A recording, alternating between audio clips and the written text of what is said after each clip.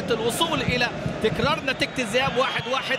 وامامنا هنا المحاوله كريستيانو رونالدو الصراع وواحد ضد واحد، السرعه والمهاره من هذا اللاعب يسرى العين في ثانيه، وحكم اللقاء يدي ركله جزاء. حكم اللقاء يدي ركله جزاء. شوف امامنا هنا، شوف هنا اللمسه الرائعه من جانب النجم كريستيانو رونالدو، السرعه والمهاره وانذار للاعب بيكي امامنا هنا في هذه اللقطه.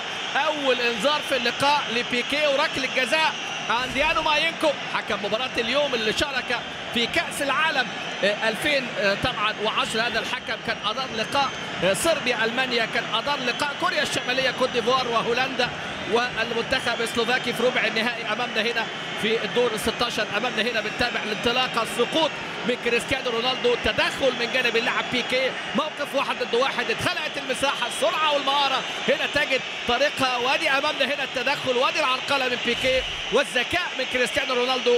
هل يسجل في هذه الزياره؟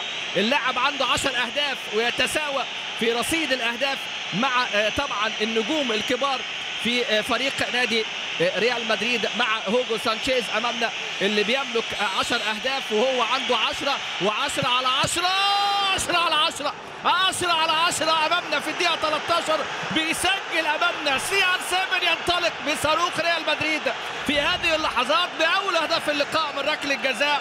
ادي امامنا هنا رونالدو هو يتحصل على ركله جزاء من بيكي ويترجم الركله بكره صاروخيه. امامنا هنا حارس المرمى بينتو حاول عليها بقدمه ويعني تعدي منه ويسجل رونالدو عشان يتقدم النادي الملكي بهذا الهدف السريع في الدقيقه 14 من عمر هذه المباراه. البارسا كاد ان يسجل ولكن كريستيانو رونالدو يصنع الفارق. مر بيكي، مرر الى بوسكيتس يلعبها الى ميسي عايز يخترق لكن تمريرته مقطوعه. ميسي ليس في افضل حالاته، المساحه الانطلاقه، ارخل دي ماريا فرق السرعه الارجنتيني مع بوجول يلم حلو قوي.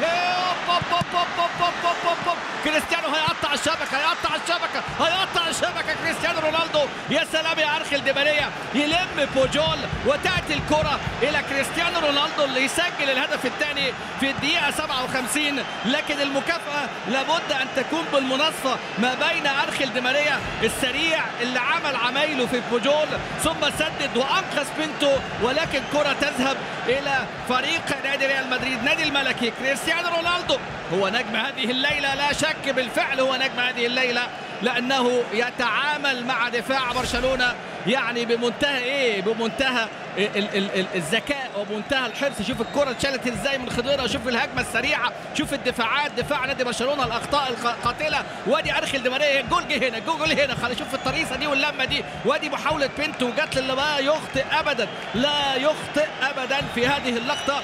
هدفه رقم 41 في 40 مباراة. لكن شوف أرخل دي ماريا عمل ايه في بوجول اعتقد كده وسط بوجول النهارده لازم يحط لزقتين. يا خبر ابيض على اللمه ولكن تذهب بقى الى رونالدو عشان يسجل في الدقيقه 57 من عمر هذه المباراه. وادي امامنا اللاعب كاليخان، ورقه رابحه دايما يعتمد عليها في يعني الامور التكتيكيه، لاعب محبب تكتيكيا.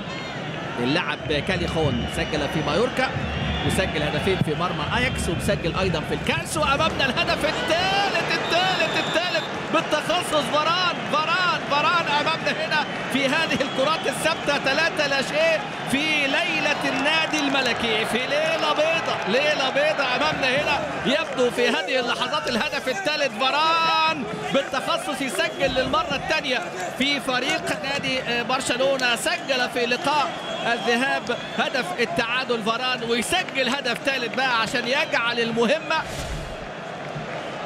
مش صعبه، مستحيله امامنا. يشوف هنا ارتقاء وحاططها فين. يا سلام يا فران بيراقبوا كريستيانو رونالدو اللي قفز في يعني احد قفزاته 263 سم، يعني هو طوله 185 وزودوا عليها 73 سم ارتقاء، ده اعلى. فران علي فوق ويطير فران بالكرة ويطير بالانتصار ويطير بالفوز ويطير بالتأهل هنا في ملعب الكامب نو بهذه الثلاثية القاسية جدا. الكلاسيكو السادس هذا الموسم في إطار الدوري اللي هنشوف بقى المواجهة القادمة الساخنة. وادي أمامنا هنا الهدف، يسجل ألبا، يسجل ألبا أخيرا أمامنا هنا الهدف الشرفي. يسجل ألبا في الدقيقة كام؟ الدقيقة 89. شوف الجماهير الجميلة، شوف الجماهير الوفية العاشقة المحبة. إذا كان الفريق خاسر اليوم أعتقد المكسب هي هذه الجماهير التي تساند وتؤيد. انيستا أحسن الوحشين إلى ألبا في اقتحام أخيرا لدفاعات الفريق الملكي في لحظات الشرود، اللحظات الأخيرة بقى بعد ضمان النتيجة. ادي الكرة من انيستا يشيلها حلو قوي لألبا، وألبا لمسة جميلة جدا، وألبا هنا يسجل، وكان سجل في الديبور وسجل في سيلتا وسجل في السيلتا.